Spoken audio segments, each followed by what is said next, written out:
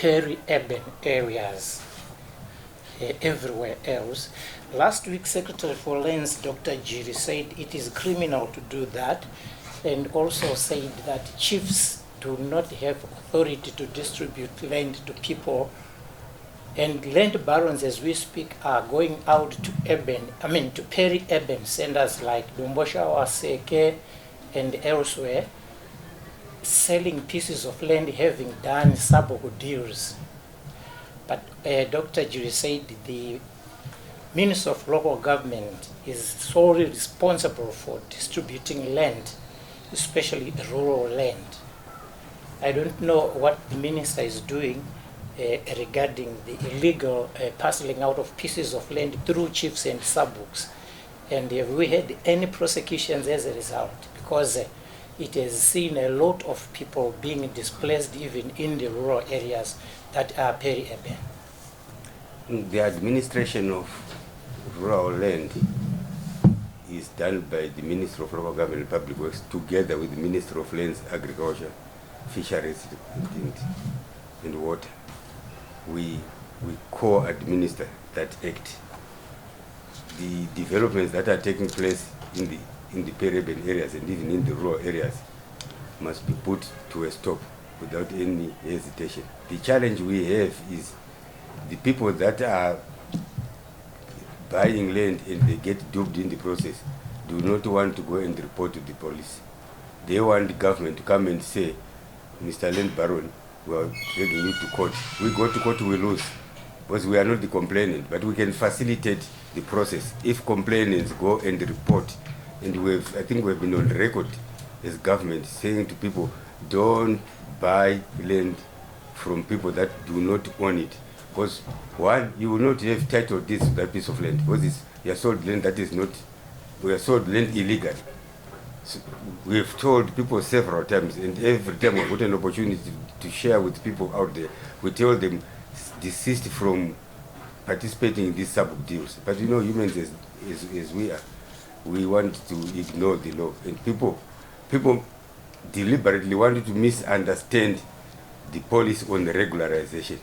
It doesn't mean that we agree here, we go and invade a piece of land, government will come and regularize. No, we're not going to, government is not doing that. There are specific areas where government is going to ensure that the regulation policy is applied, and applied on a beneficiary pays principle.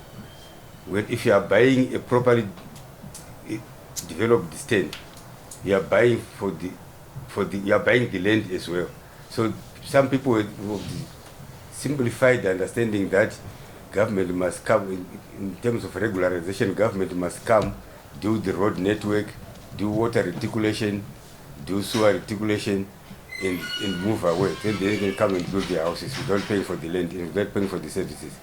We have now a policy on beneficiary pays principle, which we're going to apply throughout the country in those areas, because we can't remove people from there. But people want now to think that they will just go and settle themselves everywhere.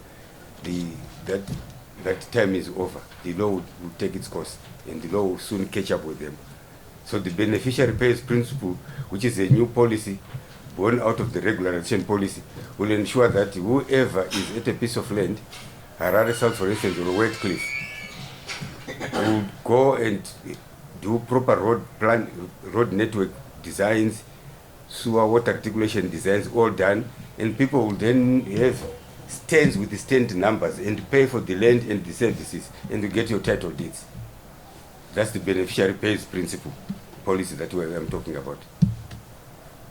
But the sub deals is something that the Minister of Lands and ourselves have to put hands together and put a stop to it.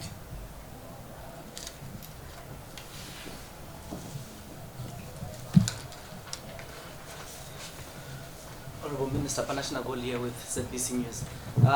About a week ago, the Mayor of Harare had a press conference where he sort of admitted that the local authority does not have the capacity to deal with the flash flooding that we are seeing within the capital city, saying that they need equipment from central government. To quote his words, they need equipment running in all areas in different directions.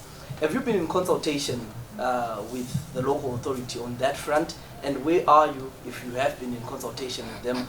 And secondly, to borrow from what Eben was saying, there seems to be a tug of war between central government and local authority almost each and every day on a different particular issue, depending on that particular day.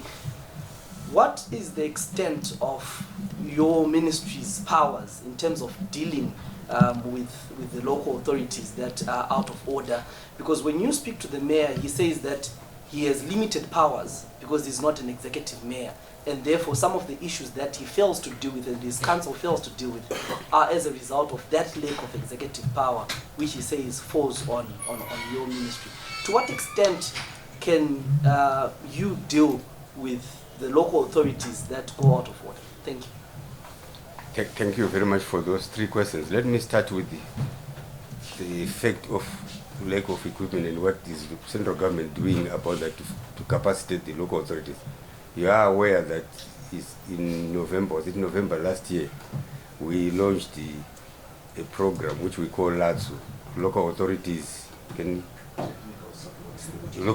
Technical Support Unit, which is housed at our CPU yard here, where we've got yellow machines, tip trucks, and many other pieces of equipment. And we said, local authorities come and hire from us. The only local authority that doesn't come to hire from us is City of Harare. So that deviant behavior or deviant character by the mayor of Harare is very, very unfortunate, because the equipment is very close to him. We've got even the refuse tenders there. We've got tip trucks, we've got graders, we've got loaders, we've got everything under that department. And all the smaller towns are coming to hire those pieces of equipment. The City of Harare, we're closest to where the equipment is based, haven't even attempted to come and have a look at the equipment. So it's not correct that we are not getting support.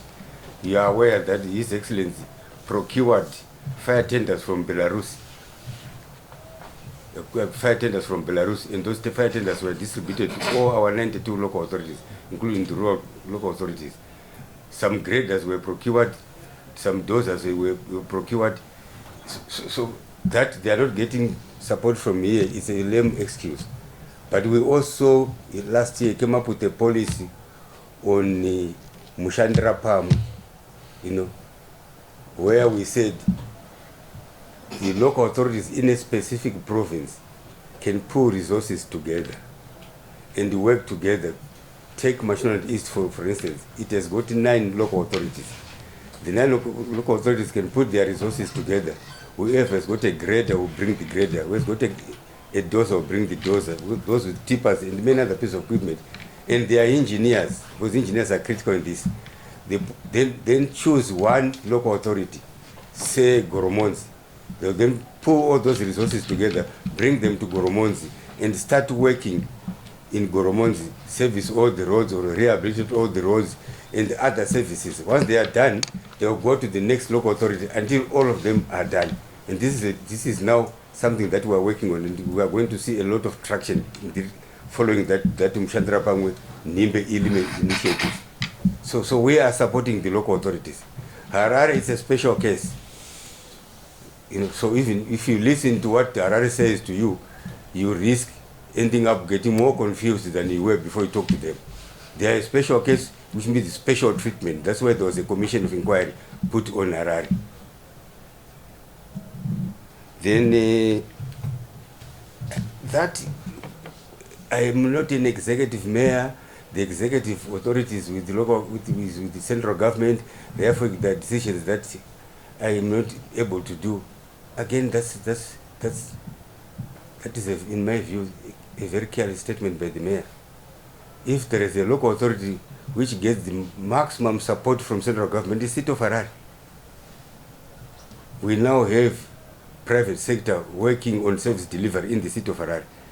We haven't done that in any other local authority. We have got Jopomona on 2 major service deliveries areas, waste collection and waste management.